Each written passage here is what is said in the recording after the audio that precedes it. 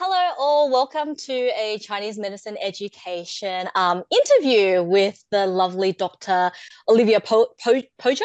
Pojer or Pojer? Is Oh there a yeah, silence? yeah, Pojer. Okay, so I got the second one right. My name's yeah. Bree. I am the host for this podcast-like interview that I'm going to be doing with the lovely Olivia, who is in Austria at the moment. We've got a little bit of a time gap, and she's been lovely enough to join us today. Um, a few of you probably already know. If you don't, we will be having Olivia here in July next month in both Melbourne as well as Sydney, which I'll talk a little bit more so with Olivia as well at the time. We'll be having Olivia doing a workshop for us using Chinese medicine to treat male infertility, fighting Spermageddon. And I just wanted to ask her a few kind of clinical questions as well as some of her experience. So we want a little bit of clinical pearls as well as like what she's going to be talking about in the workshop, because it's generated so much interest already. It is capped numbers as well. So I just want to let everyone know that we can't fit everyone at the venue, which is the Ridges. So basically people need to book in early. This is in Sydney. I know about Melbourne, they've got their own venue as well. So but we can definitely talk about that. So we'll have Olivia here in July, July 27th. To 28th. So we have Olivia here in Sydney for a 2-day course, and in Melbourne the week before for 1 day. And basically I'll go into it with Olivia about, all the little juicy tidbits that we wanted to kind of talk about. Okay, Olivia, welcome. Are you excited to be joining Thank us you in for Australia? having me for this interview and in Australia as well. Awesome. Okay, so I guess one of the quick questions that we wanted to kind of go into is a little bit about your experience with everything that's Yeah. related to male infertility. I don't think there's a lot of books out there in Chinese medicine about male infertility. I feel like perhaps there's maybe like one or two, or if there are, then they may be in different languages. But you've definitely got one, a book out on male infertility, available across all the bookshops, China Books, Sydney as well as Melbourne. And yeah, so can you tell us a little bit about your experience behind all of that and how you got into it? Well, I started off with doing, as many of us, TCM gynecology, and then kind of moved forward to doing more reproductive medicine, but covering female infertility. And at some stage, I recognized that no one cares about the men. So I started my mission and project #Men too. And that was when I started digging deeper in what Chinese medicine could offer for the treatment of the subfertile or infertile man, and actually found that there's quite a bit we can do. And there's also literature on it, mainly in Chinese, but also English ones coming out. And there's a lot of studies done, and that it is not only in Chinese medicine underestimated.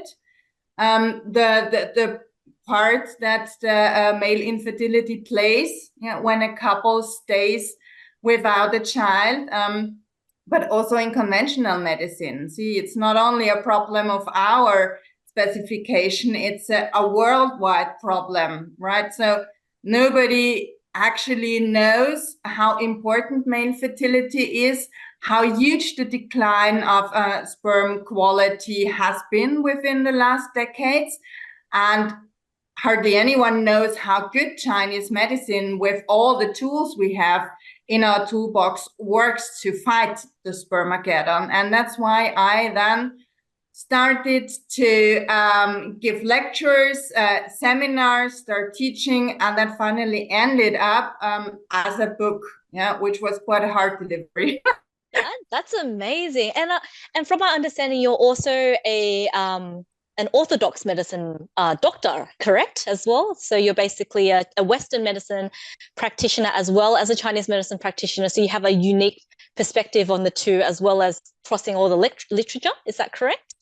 Yes, I do. So that my book is one huge part, because that's so important, and that's what I'm gonna teach in both of the classes in Melbourne and in Sydney as well, is that people get an understanding about the conventional medicine andrology, at least a bit, because that's really important for us to know what are, the key points where we should add Chinese medicine to help create better sperm and improve sperm quality, if we don't know that. So that's the thing, I'm always forcing, and shouting out for an integrative approach. That's the most important thing. And that's how the seminar is going to be, in extension in Sydney, because we have 2 days. So I can really talk more about Western andrology, and also give more advices on Chinese prescriptions and point programs. In Melbourne, it's all really tight and rough and kind of the shortcut of it. But it will still cover, because it needs to cover conventional medicine andrology, because that's one thing we need to know about and no one knows about. It's often the missing link, isn't it? So a lot of the times females struggle alone through their fertility journey, and then it ends up being found out that maybe something's wrong with the sperm quality, or count, or whatever it is, and then effectively you've got to start from square one 3 years later, and see, okay, no sperm at all, and then you go, no. So and then just like Go on, there's a saying, it takes 2 to tango, and that's very true when it comes to fathering a child. Yes, absolutely. And I just also wanted to ask, just because you're obviously so familiar with your content, one is the rapid cover, or a very condensed Melbourne, one day, getting through everything just within that, or kind of one day, and then you've got a 2-day Sydney course. Would people benefit if they actually came to both? So if people wanted to come to both, would it be worthwhile, or would it probably not be, or just select one of the two?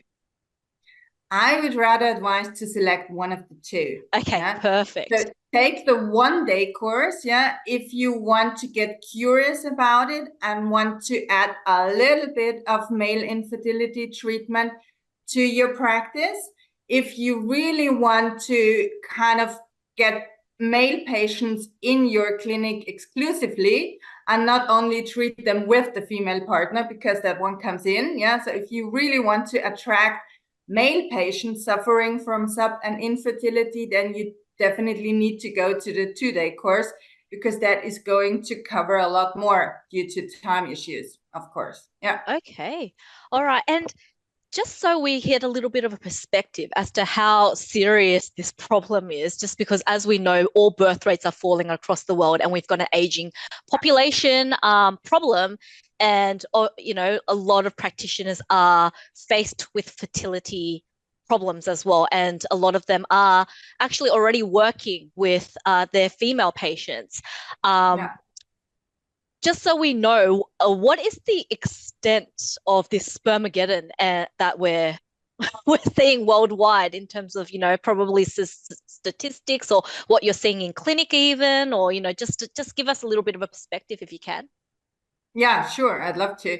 So the thing is that a very recent meta-analysis and systematic review was published at the end of last year, showing that the decline over the last 40 years in terms of sperm count, which kind of really is a good figure to assume how the overall sperm quality is, declined by 62.3%. So that's huge. So you don't want to know what is going on in the next 40 years if we don't do anything against it, right?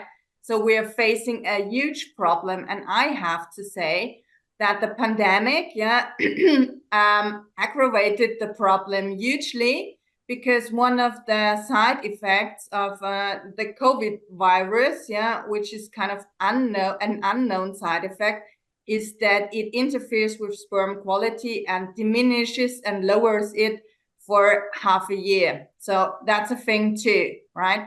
So we Okay. get two problems. We have the general decline and we have the decline due to pandemic. And they two kind of adding on to each other and causing a huge problem.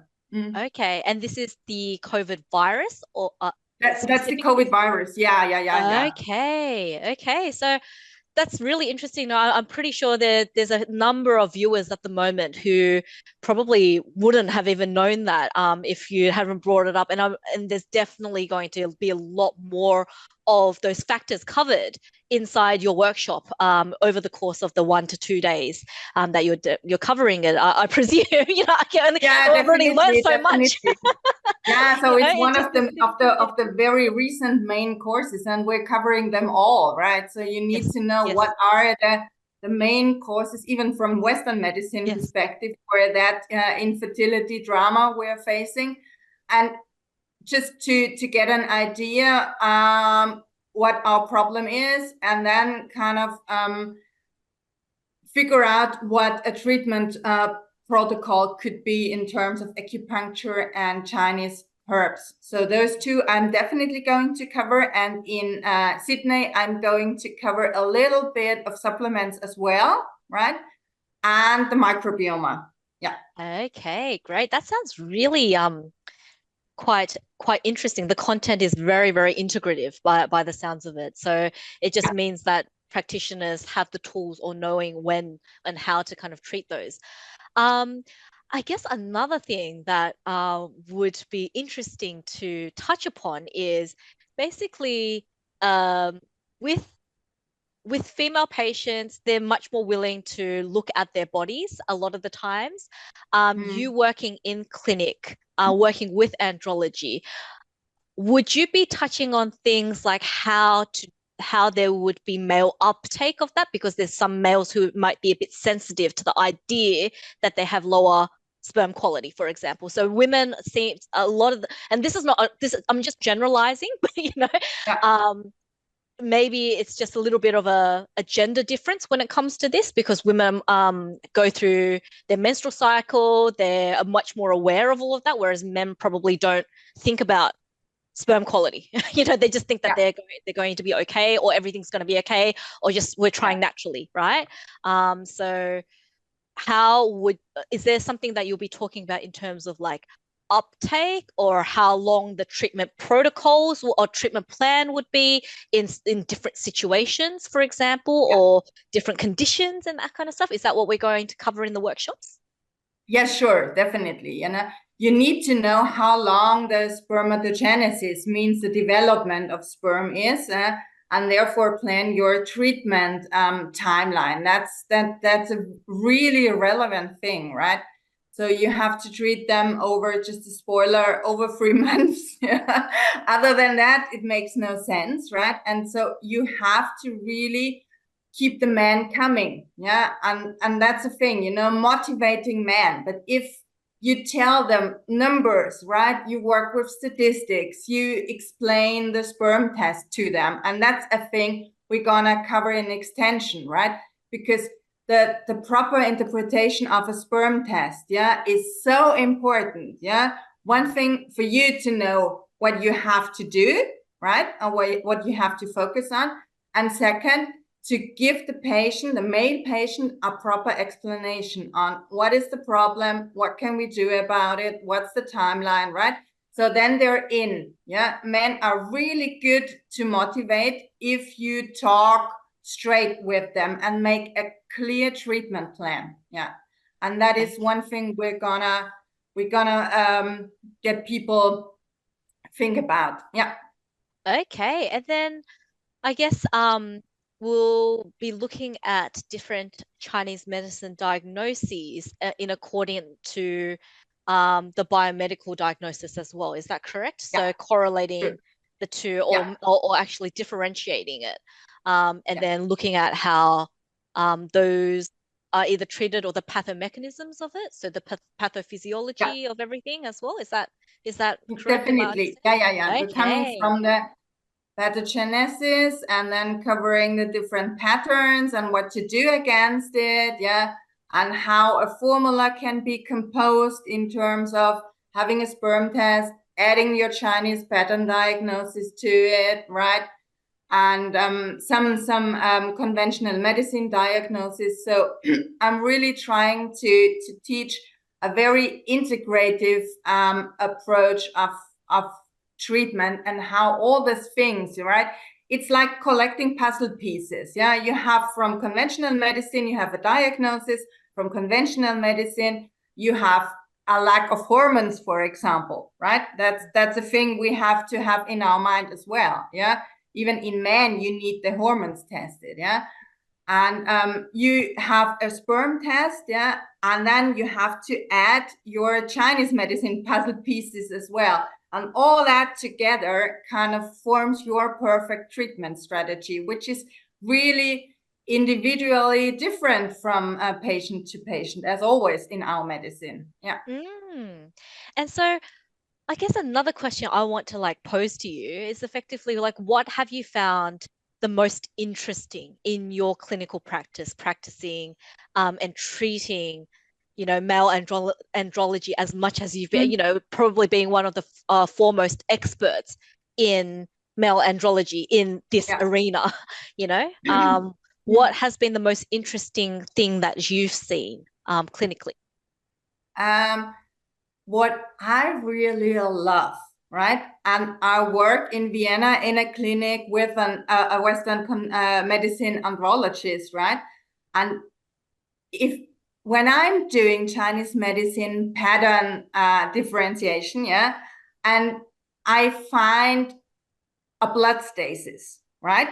From my tongue diagnosis and pulse and everything, I tend to send him to my Western medicine andrologist and tell him, could you please do an ultrasound? Because from Chinese medicine perspective, he suffers from blood stasis, and I assume he has a varicocele. So could you please verify? And in 90%, yeah, it's the fact. And I think that's so interesting. Yeah. Or Yes. if I diagnose them for damp heat, for example, in the lower burner, yeah, I tend to send the sperm test to the to have a bacteriological test done. You know what I mean? Yeah. So test the ejaculate for viruses and bacteria. And in many of the cases, yeah, that's a thing. So I'm often so surprised by myself, although I've done it for a very long time now, yeah, how those two things fit together, right? I think that would like excite like 90% of Chinese medicine practitioners who really, really, love their craft, and, hearing something like that, they're just like, oh, yes, of course, right? Of course we do know. You just like base the table and you're just like, yes, I knew it, like that kind of stuff. So I think we'll have a lot of fun during the workshop. It's definitely going to be a really interesting one, and quite lively, and that kind of definitely going to be good. Okay, so another thing I wanted to ask you is, can you go into one of your trickiest andrology cases and the success that you've seen from that? Not naming, so we're definitely de-identifying, or even, let me just pull one out of the hat, lucky draw it.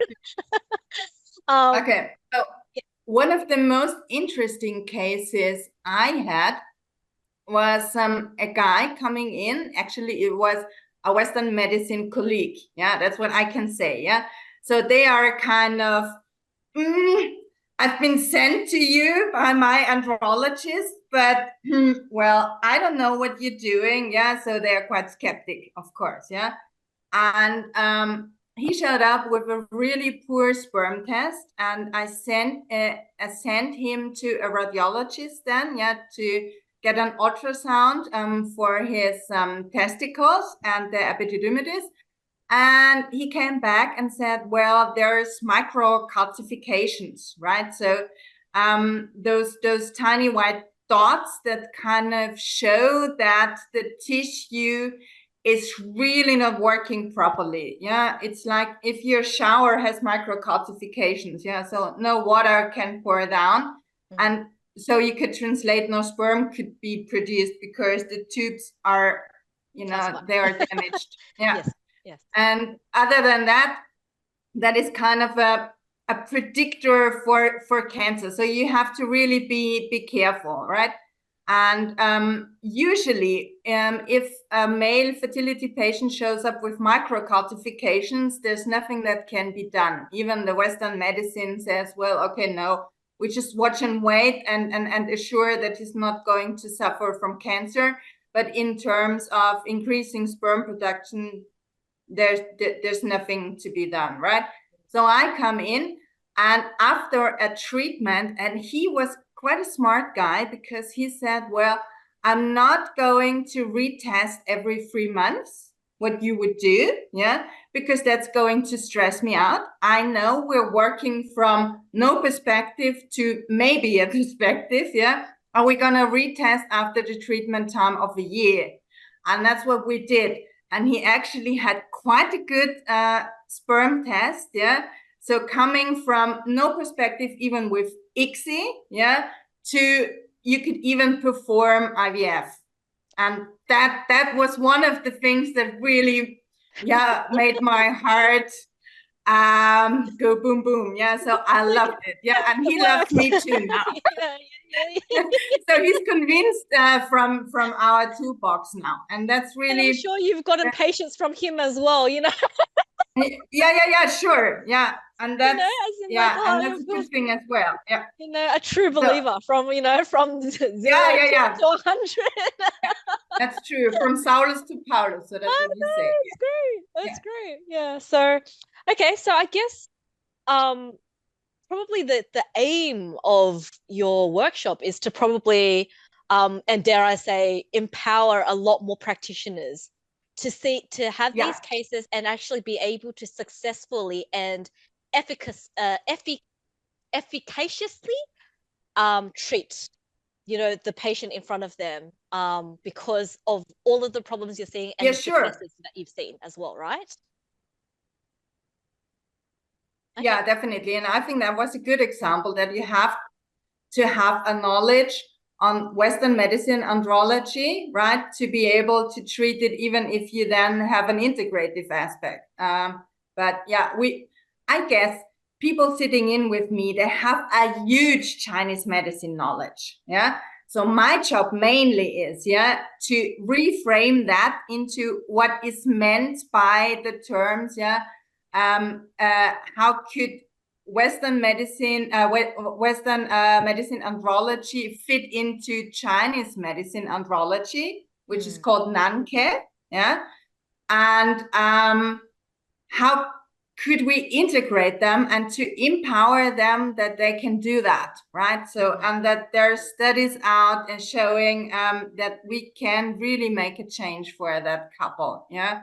And I'm kind of a translator, because people come with that huge Chinese medicine general knowledge, yeah, boxing them into Nanke, so Chinese medicine andrology, yeah, gaining knowledge there, and then a huge aspect is gaining Western, or adding the Western diagnosis and treatment plans to it. So yeah, that's a thing, because people sitting in with me, they have more than basic Chinese medicine knowledge, and I'm aware of that. So I'm not focusing on teaching Chinese medicine. Yeah,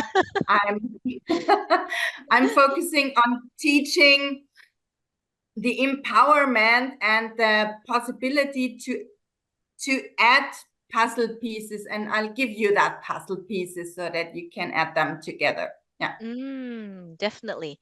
And I guess a lot of the times, I guess we're looking at, the two puzzle pieces coming together. So basically, a lot of the times, would you be treating both the female and the male at the same time, or is it mostly your clinic mostly focused on just male andrology at this point? Well, yeah. I'm in the luxury position that I have a integrative reproductive clinic and I run it with my work wife, who is a reproductive endocrinologist. And so the couple comes in and then they get split up. Yeah. So she takes over the women and I take over the man. Yeah. Oh, And wow. Dream team. sometimes we sit together and talk about the couple's progress, right? Yes, Yeah. yes. So that's Oh, what that's we do. amazing. So Yeah, yeah, yeah. ever, yeah, is not the course of the infertility of the couple should still be treated, right? Because we need to assure, yeah, her health, for example, if it comes to being a male factor problem, yeah, or even if it's a female course, right? Then still the man has to come in and get some kind of treatment to assure that, because the sperm quality, tingles a little bit, right? From very good to not good, yeah, even within a week, yeah. So we have to assure that at the point of conception, whether naturally or done by IVF, yeah, the sperm quality is at its best and it's not at its lower point. Yeah. Mm. And I guess just so we've got a little bit of tidbit because we're quite pressed for time with this podcast Yeah. interview. Um, what is the most surprising factor that you've found that people mostly don't know that affects or helps makes sperm quality decline? What is Yeah. the one factor that you're just like most people probably don't know or haven't it hasn't even occurred to them? Mm. That's quite difficult to say. Maybe the endocrine disruptors, so plastic, yeah, Mm. being a huge cause, yeah. Lifestyle is mostly clear to people, but one thing is the cell phone and the Wi-Fi, yeah, and the Ah, impact of it, yeah. and obviously COVID as well. So And that's obviously another. COVID, yeah, no Yes, one knew about yes, that. yes, Even yeah, from yeah, my yeah, Western medicine colleagues, no yeah, one yeah, takes yeah. I into think there's account. Yeah, been a fair bit of disruption with that particular virus as well in yeah, yeah, yeah. multiple systems as well. Hey? Okay. Um, I think we've covered a fair bit of everything that we wanted to cover. There's a little bit more, I think. Just give me one moment. Yeah, And I think we'll be covering herbs as well as point prescriptions. You had mentioned that, but I just wanted to retouch yeah. upon that. So herbal prescriptions, are they empirical like formulations that you've brought together from your experience, or are they more classical, or they're a combination of a few? Mhm. Classical plus modifications and um, you know, um, yeah. Yeah. So So is that what you're? yeah, I have a very specific type of creating a formula Okay. when it comes to boosting sperm, right? So we're coming from a classical prescription, yeah, but then adding herbs according to the sperm test and every other conventional medicine test as well. And then using herbs out of the research where it is found that they can go against or improve motility issues, for example, right? So there's I'd say 3 or 4 step composing program and protocol I'm gonna teach. Yeah. Okay, and that's great. And like I get we do have practitioners who are integrative as well as practitioners who are a little bit more classical, who do a lot more pulse Yeah. taking as well. Yeah. So being able to probably combine it is what a lot of really, really good practitioners do, even in China and so forth, right? So it's Yeah. effectively having those tests gives you, they're a tool or an insight or a little bit of a window Yeah. into what's happening. But then it doesn't mean that people can't do their pulse taking, which is instrumental. All of the investigations that they need to do from the Chinese medicine side as well, which Yeah. you'll probably talk about a little bit more insight into, what you're looking for when a patient's sitting in front of you during the workshop, I presume. Yes. Sure. Yeah. We're doing kind of what is the typical kidney yin deficiency guy look like? Yeah. Yes. Yeah. How does he sit in front of you? What are the typical test results he has with him and everything, right? Yeah. Yeah. Of course. Yeah. So they're all reflections anyway. So aren't they? Yeah.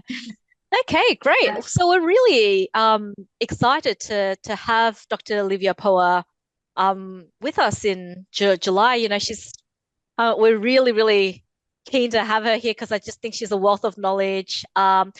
Another question for you before I let you go, your book. Yeah. Okay. So would you recommend people do a little bit of pre-reading before they come in, or is it okay if they come in completely blank, have no idea about, anything to do with male andrology? They just come in and just like, yep, sitting there. Or would you prefer them to have a little bit of prerequisite knowledge coming in?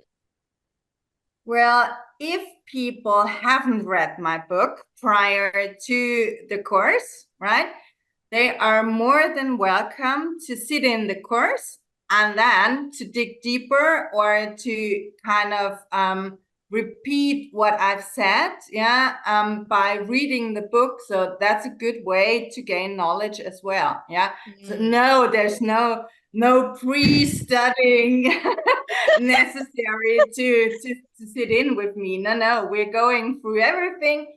And then I guess you would want to have the book, as an add-on source. Yeah. So as soon as you said no pre-studying, there's probably a bunch of viewers whose stress levels went straight down. Yeah. They're just like, oh, no, we'll just read the book at the time. Okay, great. Okay, so I guess I will let Dr. Olivia Pojer go. So thank you, Doctor, for joining us today. We're really excited to have you in July next month.